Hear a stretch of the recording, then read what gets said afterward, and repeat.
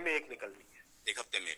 दूसरा सवाल ये है कि जब हम रोजगार की बात करते हैं तो रेलवे को लेकर लोगों की उम्मीद रहती है कि रोजगार आएंगे, और जब पिछला जनरल इलेक्शन था उससे पहले एक तरीके से अभी 1,54,000 लोगों का रोजगार कंप्लीट हुआ है। 1,54,000 लोगों का, 1.5 लाख लोगों का रोजगार अभी कंप्लीट हुआ है।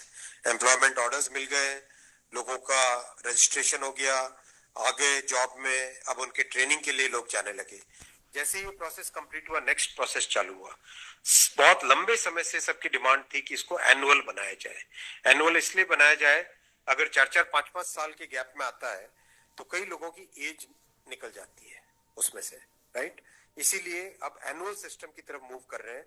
जनवरी में, अप्रैल में, जून में और अक्टूबर में ये चार बड़े चंक है, एएलपी, टेक्निकल, नॉन टेक्निकल और ग्रुप लेवल 1, ये जो 4 बड़ी कैटेगरीज है, इन 4 बड़ी कैटेगरीज का साल में 4 हिस्से किए गए हैं कि जनवरी में स्टार्ट करें एक जो एएलपी का, दूसरा टेक्निकल स्टार्ट करें अप्रैल में, नॉन टेक्निकल स्टार्ट करें जून में और अक्टूबर में स्टार्ट करें लेवल 1, और ये साइकिल चलती रहे।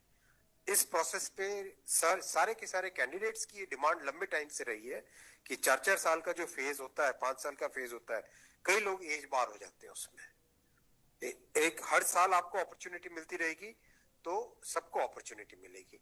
इस थिंकिंग के साथ आगे बढ़े, और इसी थिंकिंग और इसमें भी जितनी रिक्वायरमेंट थी उससे ज्यादा अभी नोटिफाई किया है। 1 साल के हिसाब से जो रिक्वायरमेंट है, 1 साल के हिसाब से अगर जैसे लोको पायलट का मैटर है, कितने लोग रिटायर होते हैं उससे ज्यादा लिए हैं, राइट। टेक्नीशियन का है तो टेक्नीशियन का जो अप्रैल के आसपास, अप्रैल से पहले निकल आएगा, क्योंकि हम लोग वो मॉडल कोड ऑफ कंडक्ट को भी अवॉइड करना चाहते थे, वरना नॉर्मल प्रोसेस में अप्रैल में निकलता टेक्नीशियन का, पर मॉडल कोड ऑफ कोड को अवॉइड करने के लिए पहले निकाला है। तो जनवरी, अप्रैल, जून, अक्टूबर, फिर अगले साल वापस जनवरी, अप्रैल, जून, अक्टूबर, फिर अगले साल वापस, इस हिसाब से ये प्रोसेस कर रहे हैं। सर 1 साल में कितने जॉब्स निकलेंगे इसमें? डिपेंड करेगा जिसकी जितनी रिक्वायरमेंट है। हर एक जोन की अपनी अपनी रिक्वायरमेंट आती है, हर डिवीजन की रिक्वायरमेंट आती है, कोई एस्टिमेट नहीं, हर वर्कशॉप से आती है। एस्टिमेट बनता है, बन के ही तो निकलता है, फिर एस्टिमेट बन के निकलता है ना, फिर हर एक कैटेगरी के लिए अलग अलग बनता है। अभी 1.5 लाख लोगों को जॉब दिया। आप सोचो उस एग्जाम की कॉम्प्लेक्सिटी, 500 से ज्यादा शहर, कितनी शिफ्टें, 1000 से ज्यादा शिफ्टें, 15 लैंग्वेजेस, 1-1 करोड़ लोग एप्लीकेशन। कहीं पे कोई कंप्लेंट आई? 0 कंप्लेंट। कहीं पे कोई paper leak? 0 paper leak. Complete हुआ ना एकदम ट्रांसपेरेंटली।